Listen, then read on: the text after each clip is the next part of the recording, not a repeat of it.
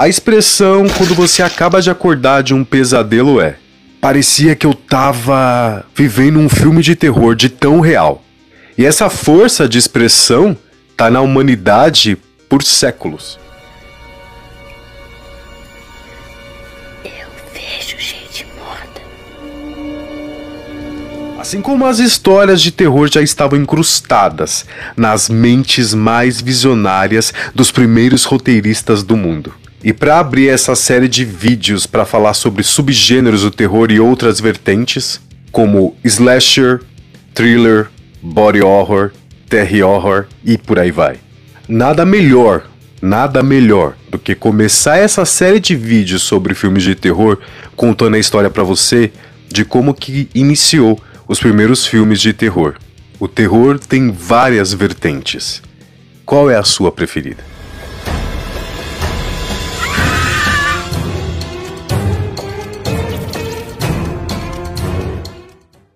Esse aqui é o primeiro vídeo do quadro Vertentes do Retrô.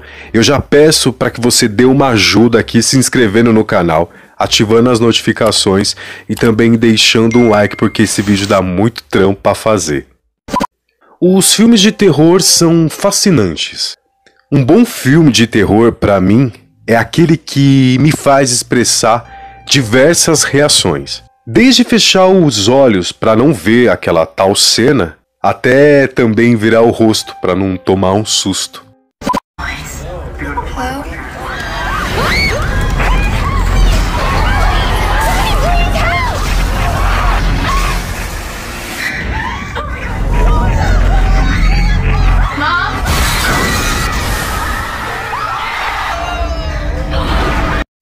Mas além disso tudo, a interpretação dos atores tem que ser muito convincente. A iluminação também conta muito nas cenas e também outros aspectos técnicos. Por alguns instantes, tudo isso junto, todo esse contexto, faz a gente até esquecer que a gente está numa sala escura assistindo um filme de terror.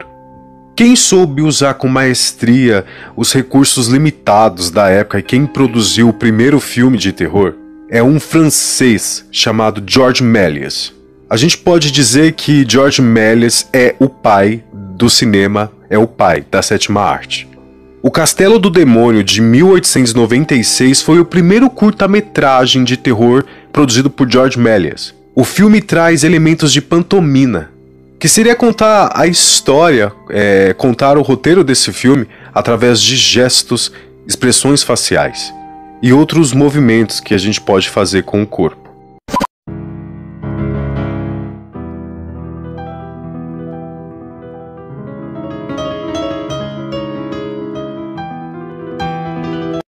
Depois disso, depois do Castelo do Diabo, vieram as primeiras inspirações que a gente chama de expressionismo alemão.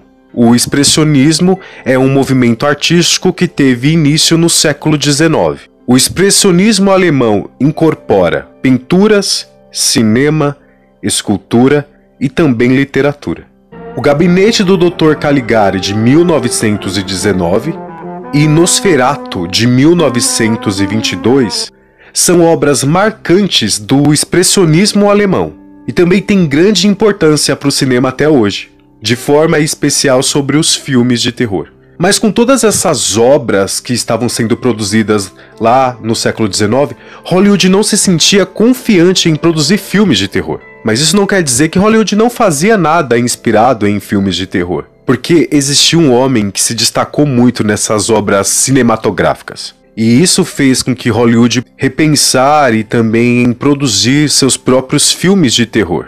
Esse homem, ele é conhecido como o Homem das Mil Faces, porque ele interpretou vários filmes na década de 20. E esse homem, ele sempre faz parte dos vídeos do canal, Lon Chaney. A versatilidade de Lon Chaney fez com que ele se destacasse em vários papéis em que ele atuou. Ele também se destacou de forma majestosa em o filme O Corcunda de Notre Dame, de 1923, quando ele interpretou o Quasimodo, que foi o marco do cinema na época.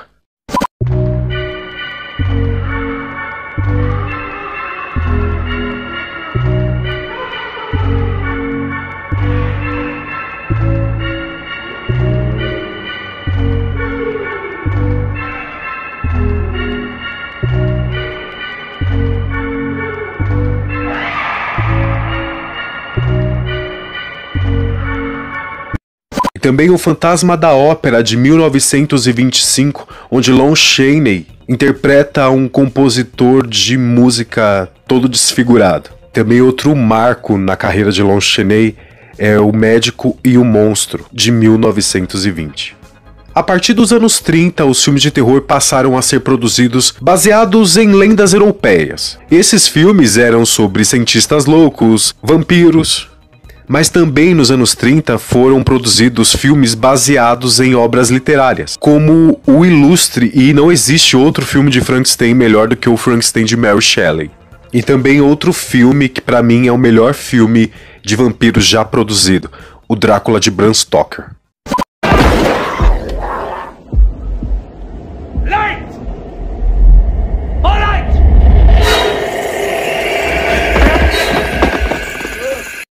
Mas também houve um período em que essas produções de filme de terror começaram a sofrer uma queda drástica de público. De 1939 até 1945, o mundo passava por um medo, um terror muito real. E esse medo real fez o público se entreter em outros subgêneros do terror. E as obras que o público assistiu entre os anos 30 e também nos anos 40 foi King Kong e também O Homem Invisível.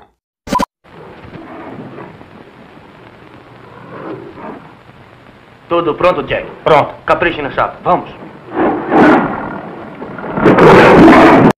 E com o público consumindo outro tipo de entretenimento cinematográfico, começaram a surgir outros nomes poderosos que a gente conhece hoje na vertente do terror.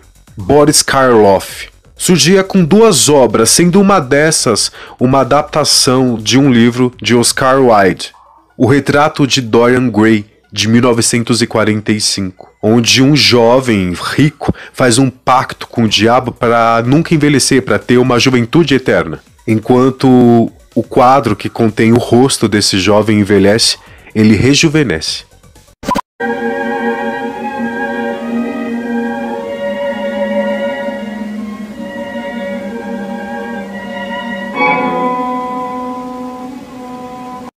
E aí nos anos 50, uma grande produtora, que não era tão grande assim na época, surgia para incrementar ainda mais o que a gente tem de catálogo de terror até hoje. Essa empresa, essa produtora, contribuiu muito porque ela explorava alguns elementos, alguns personagens de uma forma diferente do que os outros já fizeram. Esses personagens mitológicos como Drácula e a Múmia. E essa empresa, para vocês terem ideia, lá nos anos 50, ela foi inovadora porque ela trouxe um outro recurso.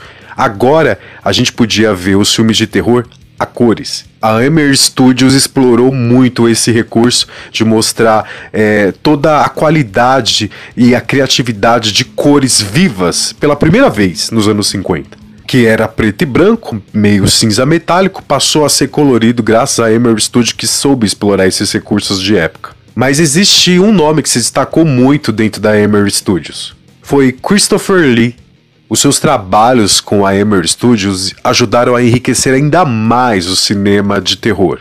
Dentro desses trabalhos estão Drácula, de 1958, e Dr. Frankenstein, de 1957. E muito mais além do seu tempo lá nos anos 50, a Hammer Studios começou a explorar outros elementos, sabe, as vertentes do terror? Eu ia falar até do retrô. Como sobrenatural, ficção científica, desde bolhas assassinas, homem com cabeça de mosca, aranhas gigantescas. E quem mais consumia esses filmes produzidos pela Hammer Studios, naquele tempo, lá nos anos 50, eram os jovens, os adolescentes daquela época. Aí depois ali entre os anos 50 e 1960, o terror passava por mais vamos dizer assim, uma alta para aquele tempo, para aquela época. Surgiram vários nomes que fizeram muito pelo terror lá nos anos 60. Como o Roger Corman, que mostrou que é possível você fazer um filme com baixo orçamento. E assim nasceu a Pequena Loja de Horrores lá de 1960. E Roger Corman foi dando novos rostos e novos nomes para o público daquela época, como o ator Robert De Niro e o ilustre diretor Martin Scorsese. Depois desses grandes nomes que surgiram no terror dos anos 60, também surgiram outros nomes poderosíssimos. Até hoje, esses nomes são consagrados no cinema de terror.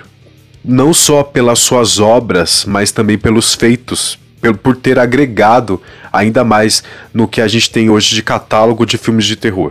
E esses nomes são Alfred Hitchcock, com Psicose, de 1960.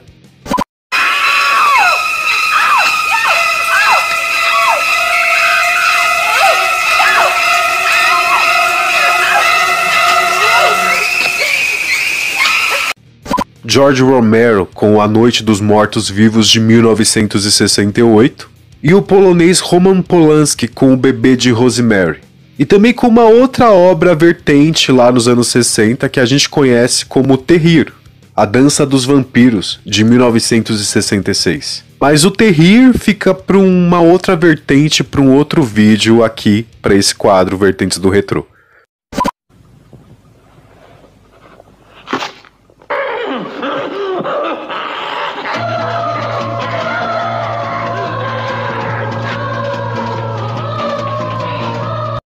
Lá na década de 60, início dos anos 70, a gente também teve um nome muito poderoso que elevou toda a nossa cultura, todo o nosso cinema nacional de terror para outro patamar.